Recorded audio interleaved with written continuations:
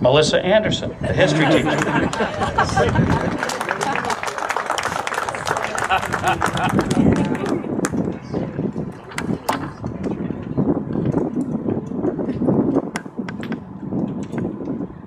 Good morning.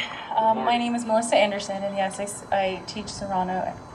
I'm a U.S. history and geography teacher, and I'm just here today to share with you an opportunity that Morgan and I had the ability to partake in this last year. Last November, Morgan and I applied for the Albert H. Small Normandy Institute, knowing that only 15 student-teacher teams would be chosen from across the nation. We were trying not to get our hopes up. It seemed like we waited forever before we heard anything back, but by winter break, we had gotten the confirmation call that we were chosen as one of the teams to partake in this once-in-a-lifetime opportunity. A year ago, we had no idea what the lasting impact would be on our lives, and now, today, a year later, we both feel forever changed by it. For 6 months, we researched World War II history with a particular emphasis on the D-Day invasion. In that time, we read 6 books cover to cover simultaneously while participating in online book discussions with our fellow student-teacher teams. Through our reading, we learned the heavy burden that was placed upon Eisenhower's shoulders. We gained insight on the life of what life was like for a civilian and a soldier alike. We investigated various perspectives, including the American, British, Canadian, French, even the German viewpoint. We gained knowledge on the training, dedication, and the objectives that our soldiers endured in their efforts to ensure freedom. We were also given the task during our 6 months of research to investigate the life of a fallen soldier. This soldier had to meet a few criterion. First, this soldier had to participate in the Normandy invasion. Second, they had to be buried in the Normandy cemetery, and they had to be from our home state of California.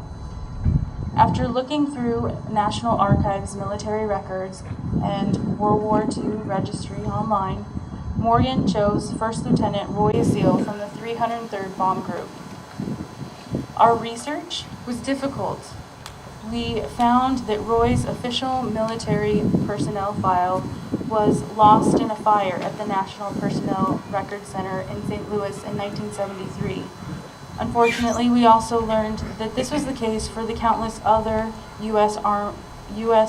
Army branch members who had fought for our country in years and conflicts prior. Much of our research we gathered from census records and mission reports from the 8th Army Air Force and the 303rd Historical Societies. In June, the 15 student-teacher teams gathered in D.C. for the hands-on component of the Institute. During the opening ceremony, we met Albert H. Small, the founder and donor of our institute.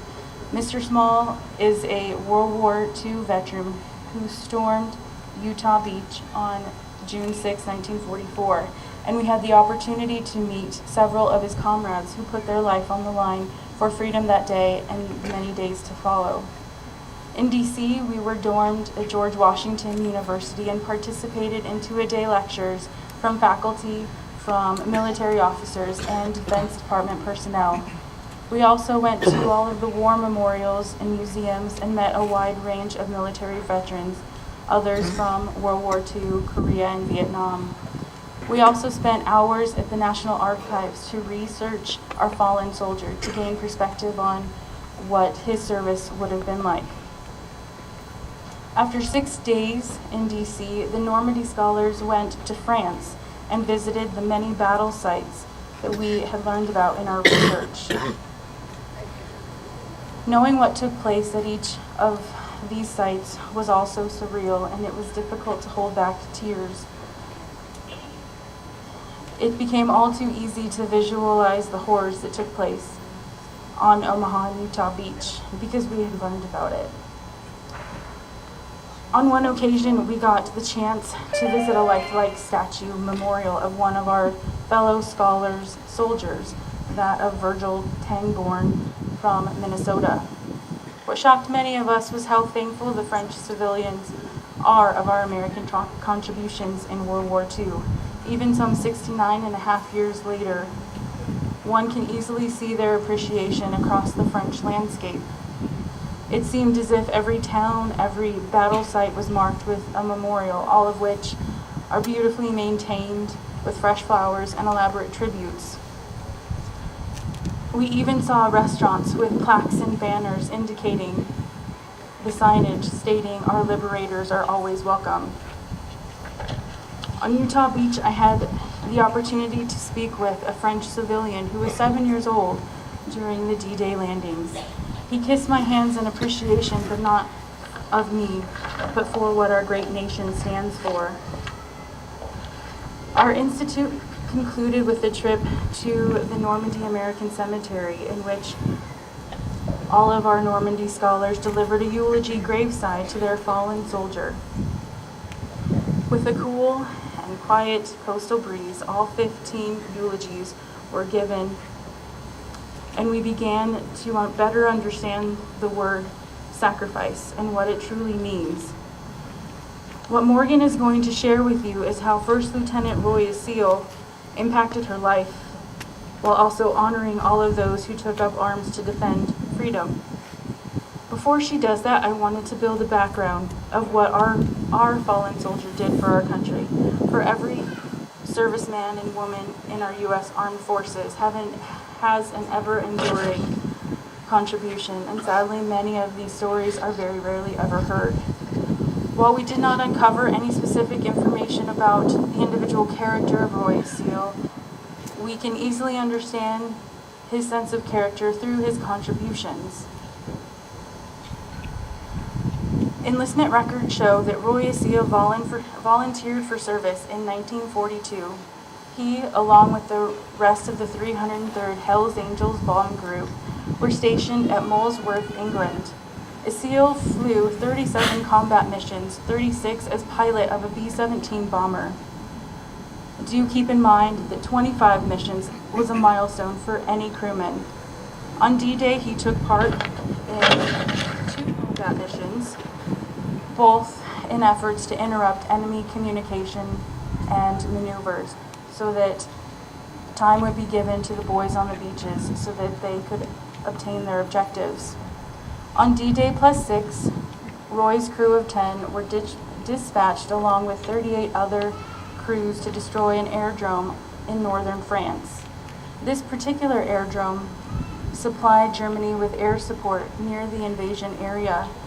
Plane number 42-107049, nicknamed Tangerine, was hit by flak near the bomb's bay door moments before bombs away. 9, including a SEAL, went down with B-17. 1 managed to parachute out and would later become a POW. In 2005, the small town of Azoir, France, fundraised and donated money to honor the SEAL crew at their crash site. In their efforts, stands today a bench with the names of all 9 of our American soldiers who died in efforts to liberate their country. First Lieutenant Roy Seal is one of many in our American history who has risked their lives in the name of freedom. It is their sacrifice that allows us today to enjoy the many freedoms that we often take for granted. As stated before, Morgan had the opportunity to honor a SEAL graveside in Normandy. As members of the Tri community, we wanted you to share in this experience with us.